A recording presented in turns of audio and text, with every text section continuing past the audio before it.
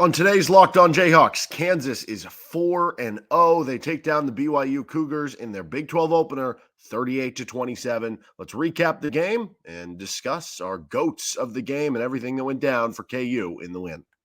You are Locked On Jayhawks, your daily podcast on the Kansas Jayhawks, part of the Locked On Podcast Network, your team every day.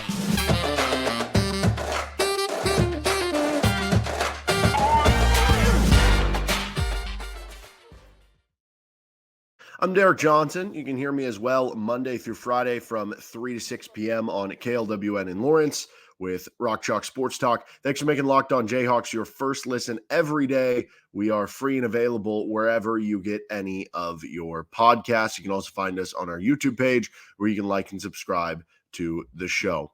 And on today's edition of the show, we are recapping the KU-BYU game. Jayhawks win 38-27. They move to 4-0 on the season. First, this episode of the show is brought to you by LinkedIn Jobs. These days, every new potential hire can feel like a high-stakes wager for your small business. That's why LinkedIn Jobs helps you find the right people for your team faster and for free. Post your job for free at linkedin.com/lockedoncollege. Terms and conditions apply.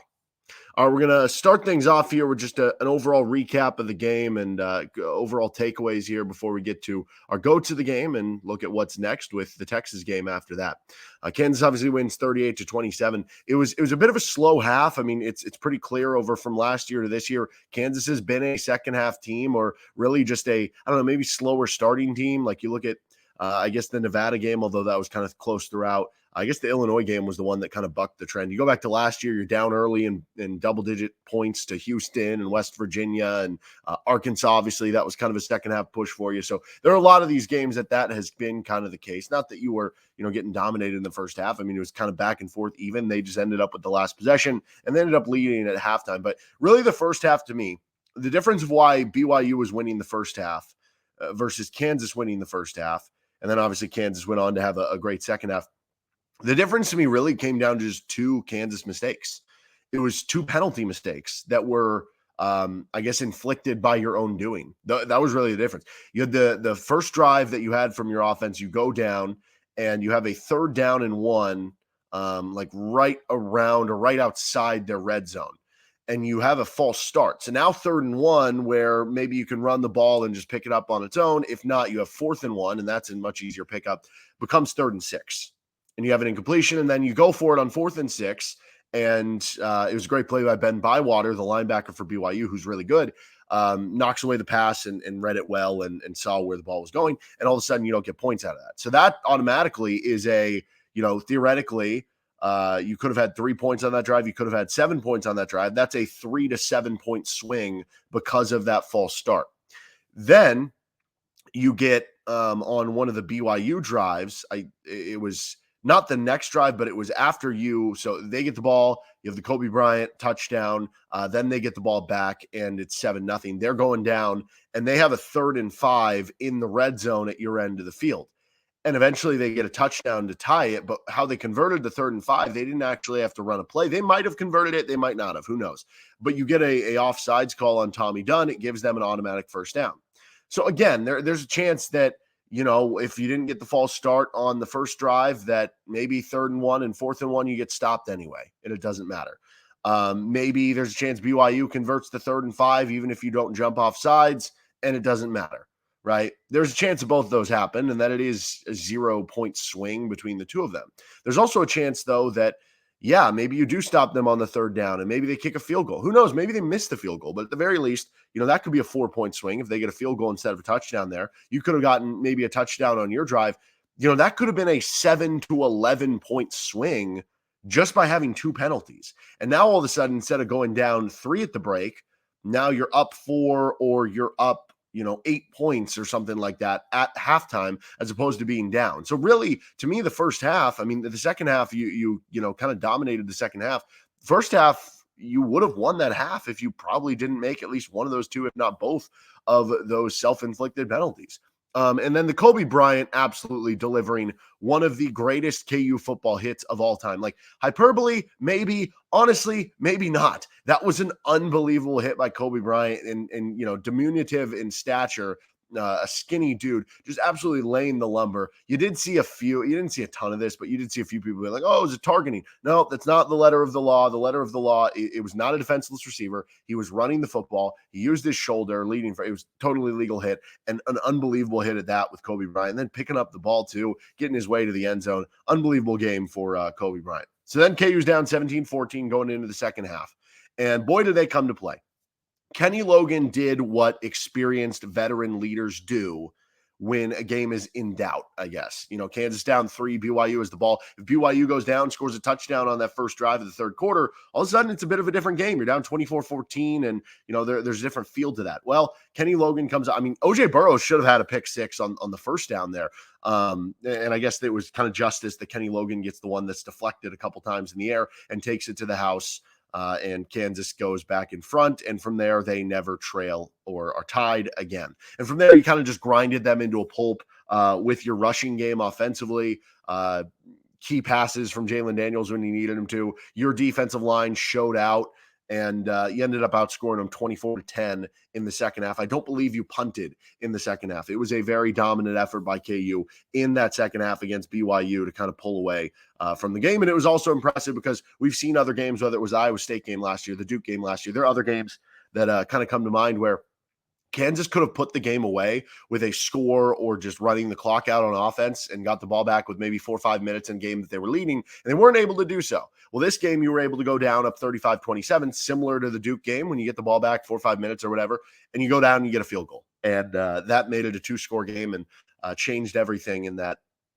It was going to be too much to surmount for BYU from there. Overall, not a great passing game for KU in terms of the total yards. They were efficient enough, but still not a great yards per attempt game either. Not bad either. Jalon Daniels, I think, still had a really good QBR. They were efficient when they needed to, but it wasn't a super explosive passing game. And your yards too, I will say, passing yards, your offensive yards, total yards. You look at the total yards; they're pretty split between the two. Well, that was limited because KU had 2 defensive touchdowns. That's 2 less possessions for the offense.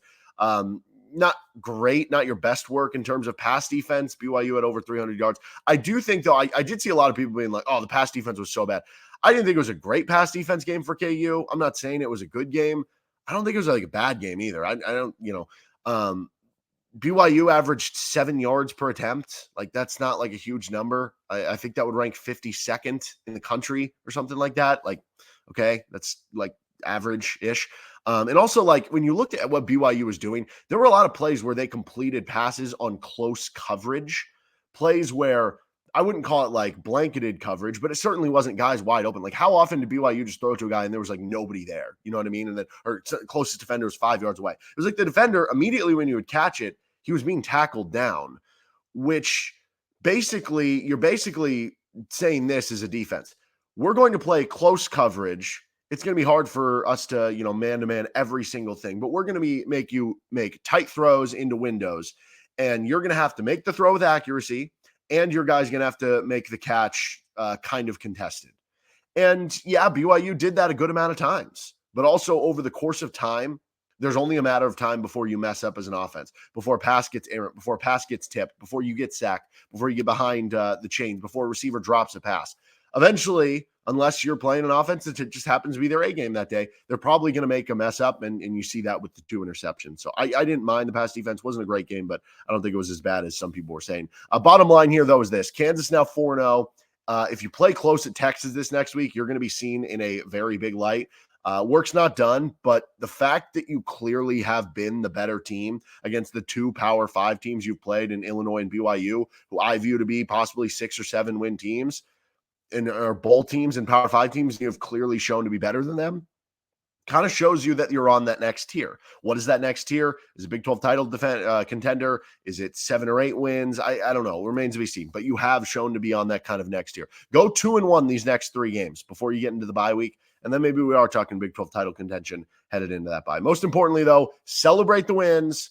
4-0 back-to-back years for the first time since they did it 3 straight years from 1913, 1914 to 19-15.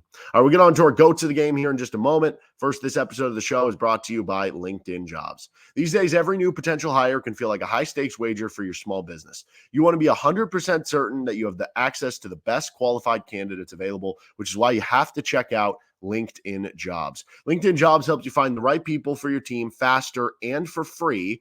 It's super easy to post your job on there. It's super easy for people to see the job. And for applicants, you already have your resume most likely preloaded on your LinkedIn. So easy to apply. You're going to get more applicants. Boom. That means you have more people to sift through and likely better job candidates. Add your job in the purple hashtag hiring frame to your LinkedIn profile to spread the word that you're hiring. Simple tools like screening questions make it easy to focus on candidates with just the right skills and experience so you can quickly prioritize who you'd like to interview and hire.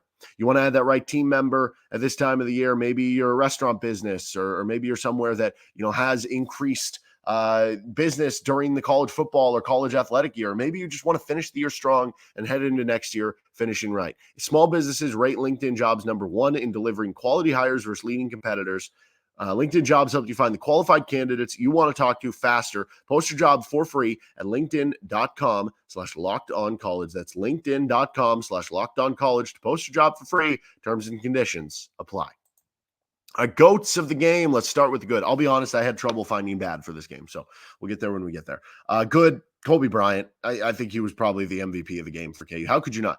He had the holy trinity of turnovers. He had an forced fumble, because he hit the guy. He had the fumble recovery. He had an interception. The holy trinity of turnovers for Cobee Bryant. He also obviously had a touchdown in the process there. He had a team best Pro Football Focus grade of 84.5. He was a 97.1 in run defense. I have never seen a defender graded that high in run defense, and that is hilarious to me that it is your 160-pound corner on the outside showing that he did. He had some funny quotes after the game too, where his mom was like, I didn't know you could do that. And he was like, well, I don't know that I knew that either, right? It's just kind of funny there. He's a great character, and you heard from a lot of the players like some of the fun things that he does. But he was targeted 3 times in the game. He gave up 6 yards, and he had an interception. That'll work. If a quarterback went, 1 for 3 for 6 yards and an interception, that'd be a problem, right? So Cobee Bryant is very good and, deserving GOAT of the game and MVP. KU's blocking gets a good GOAT here. KU now ranks in the country after this game 6th in pass blocking grade, 3rd in run blocking grade. That is in the country. Now, this game against Texas this next week and future games against Oklahoma and some of these other defenses that are really good and have 4- and 5-star athletes on lines of scrimmages and on the D-line, those are going to be the real test to determining is the offensive line, because I think it's pretty clear to me. Last year, I thought the offensive line was good. Could you go from good to great? Could you go from great to elite? I think they've gone from good to great. Can you go to elite? We're going to learn more about that against the Texases of the world, right? Which will be this Saturday. But it's clear you've gone to great. And those numbers, if that continues the rest of the year, yes, that is elite numbers. And it's a combination of a lot of players. I will single out some players right here. Jared Casey had an 86 run block grade and 24 run blocks. There's the one on the Jalon Daniels run to the outside. He's just such a good blocker and so key to what they do. Torrey Loughlin had 5 run block snaps. He had an 86, limited sample, but good numbers there. Mason Fairchild, 79 run block and 16 run block plays. Dominic Pooney, Armaj Reed-Adams, Bryce Cabledew, they were all above 67 in run blocking. And then in pass blocking, Dominic Pooney had an 87 pass block. Armaj Reed-Adams had an 85 pass block, which was big for him. Coming into this game, Reed-Adams had a really good run block grade, but his pass blocking grade was in the 20s, which small sample size because he missed the first game and everything. But he had an 85 this game, so that showed what he could do. Michael Ford was at an 83. Kobe Baines was at an 83. Daniel Hishaw, he had one big-time pass pro rep and that he just completely knocked the guy over. Overall, he had a good pass pro game. 78 as a pass blocker for Daniel Hishaw. Bryce Cabledew, Jared Casey were both above 67. So good numbers all the way around for KU kind of in the blocking game. Oddly enough, Mike Nowitzki's given up a couple of the big kind of, sacks the last 2 weeks. Overall, his grades have been fine. But I don't know, just weird. I wonder if he's dealing with some sort of injury or something. But the KU offensive line and the blocking really good once again in this game. I'm going to continue to try to harp this. Rock, paper, scissors had a good game. That's what I'm calling the KU backfield. Daniel Hishaw's the rock. 8 carries for 60 yards, 7.5 yards per carry. When he's holding on to the football, he's so much fun to watch. He just bullies people. He just knocks people over. He stiff arms them. He's unbelievable to watch. Unbelievable player. Devin Neal is your scissors because he's so good at cutting. 17 carries, 91 yards, 5.4 yards per carry. continues to have an unbelievable season. And then Dylan McDuffie or Torrey Loughlin is kind of your paper, do it all, kind of whatever you need him to do. McDuffie had only 2 carries, but solid numbers on him, I think 17 yards. So you add it all up between the 3 guys, rock, paper, scissors here. 27 carries, 168 yards. That'll get it done, especially against a physical BYU defense. Jalon Daniels gets a good goat here. Only 130 passing yards, only 6.8 yards per attempt, which isn't like a horrible number, but it's not like one of the bigger numbers or one of the numbers we typically see with JD, who typically has those numbers at 8, 9, 10. Like Nevada, it was 11 yards per attempt. But he took what the defense gave him in a lot of ways. And it's almost like BYU was preventing the big play from KU hitting that, kept those numbers down. And they were basically saying, okay, well, for Kansas, this was more about going to be our running game and just hitting the plays when we needed to. So it's like, okay, we need to hit this play in the red zone. I'm going to fire a strike to Trevor Cardell or Luke Grimm. We need this play on 3rd down. Okay, we've got it, right? He converted the plays that he needed to. And even though only 130 passing yards, he had 3 touchdowns and no turnovers. He also had 9 carries for 54 yards. It was nice to see him be involved in the running game. And I think this shows how impactful it was, even though you look at it and like at the end of the year, let's say JD's healthy for the rest of the way. He had 184 total yards against BYU. 184 total yards in a game is probably going to be on the lower end of the spectrum for what Jalon Daniels has in any game this season. It might be the lowest of the year. It's certainly, you would think, going to be one of the bottom of the year. But he's still at an 85.0 QBR. Now, part of that is BYU held the ball for a good amount of time. KU didn't have a ton of plays. You had the 2 defensive touchdowns. So without having a ton of plays, you're not going to have as many yards. I'm not saying that you should worry about the stats or anything like that. I'm just saying don't look at the stats and be like, it was not JD's best game. It was a very good game. He was efficient. He hit the plays when he needed to. There just weren't a ton of plays in the game. Austin Booker gets a good goat here. He had a team best 7 tackles. He had 2.5 tackles for loss and 1.5 sacks. He continues to be a force off the edge. Him and Gage Keys, the 2 transfers from Minnesota, boy, have they helped impact the defensive line. Kenny Logan Jr. gets a good goat. 4 tackles, 2 pass breakups, pick 6. He was targeted 5 times in coverage, gave up 33 yards. That's fine, especially when you're getting a pick in there. The NFL passer rating was only 54.6, and obviously that pick 6 was a pretty vital play for KU to set the tone in the second half. Real good flashes in Pro Football Focus grades for some guys I want to briefly mention on the defensive side of the ball that all get honorary good goats here. Cornell Wheeler played 31 snaps. No Taiwan Berryhill, with him dealing with injury stuff. So you saw a ton of snaps from J.B. Brown and Rich Miller.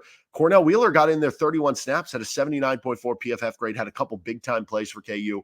Gage Keys in 26 snaps, 74.5 PFF grade. He had a couple plays that he really jumped off the page. He had back-to-back plays at one point where he had like the sack. I don't remember if it went down as a sack. He might have got back to the line or gained a yard or something. And then the next play, he had the pressure on a pass, but he was really good. Devin Phillips had a 72 grade in 33 snaps. I think Lance Leipold mentioned that, he's not always getting the stats because you're the defensive tackle, but he's making a big impact, and all those guys played well. The only bad goat I have here is just defending Isaac Rex in the first half. The tight end for BYU, I think he had 7 catches for the game. I think 5 or 6 of them were in the first half. So in the first half, they struggled, but I guess they adjusted well in the second half, and certainly that'll be something to watch this week with Texas. Jatavion Sanders, really good tight end. So how you're defending tight ends will be important, but obviously they might have figured something out in the second half. All right, we're going to get on to what is next for KU. First, though, this episode of the show is brought to you by Athletic Brewing Company. Now time for Game Changer of the Week, brought to you by Athletic Brewing Company. Much like Cobee Bryant, Athletic Brewing Company has completely changed the non-alcoholic beer game. They make non-alcoholic beers that actually taste good. Cobee Bryant had the big-time hit, gets the fumble, runs it in for a touchdown. I don't know that there's any argument for another play of the game. I guess you could argue that it was so early. There's another play later in the game that had bigger importance. Maybe the Kenny Logan one because of the momentum changing. But the combination of, the momentum of that play and how much fun it was, and we're going to see that play for years and years and years. That has to be the moment of the game.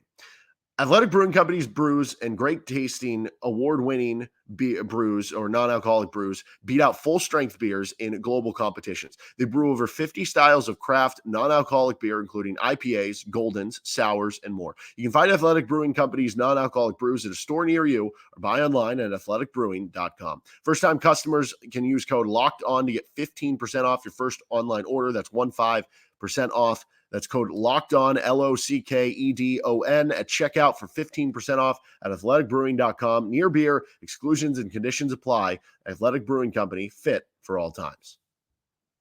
Next up for KU, they're going to take on the Texas Longhorns. Texas will certainly be ranked in the top 5. They handled Baylor very easily. I was curious how that game would go for them. Obviously, for Texas, the big bugaboo lately, they've been able to compete in some of these games in past years, whether they've won them or played close or beaten Oklahoma, but then they've lost to some of the games they're not supposed to. I think that was a good test for them. Going on the road against Baylor and just kind of crushing them from the get-go shows that this probably is different for Texas. I saw early lines are around 17-20. That was more than I expected, so I'll probably get in on some of the early lines with KU. Obviously, a game I'm kind of expecting Texas to win, but if you're Kansas, if you can play this game close, I think it would make you feel really good. And I still don't even go into this game being like, oh, Kansas can't win. I definitely think Kansas can win this game. I'm expecting Texas to win. I'm going to be picking Texas to win, and I don't think that's crazy. They're a top 5 team. But it wouldn't shock me if Kansas won, because that is the point that Lance Leipold and KU has gotten this program. You don't go into any Saturday being like, we just can't win that game. You go into every Saturday being like, we can win that game if we play well. And that's how I feel about this Texas game. But Texas comes in at 4-0, very talented. Quinn Ewers has been able to disperse the ball to really talented players. He's had a much better year this year so far than he did last year. Offense and defensive line of Texas have been pretty nasty early on and dominated Alabama on the line of scrimmage. So that's a big challenge for KU. I mentioned Jatavion Sanders with the tight end after what the tight end just did to you. So it should be a fun one, and I'm looking forward to it down in Austin. Unfortunately, no College Game Day, but the game will be at 2:30 on ABC, primetime television on local TV for everyone to watch in the nation to see what Jalon Daniels, Lance Leipold, and this program can do. All right, that's going to do it for us today on Locked On Jayhawks. We'll have a broader, more short-term, long-term takeaways from the KU BYU game coming out later this week as well. We also are going to get to another KU basketball position preview. We'll have our KU Texas preview later in the week too. This has been Locked On Jayhawks. You can find us anywhere you get any of your podcasts, and like and subscribe to the show on our YouTube page. Have a great rest of your day, and see you next time with LOJ.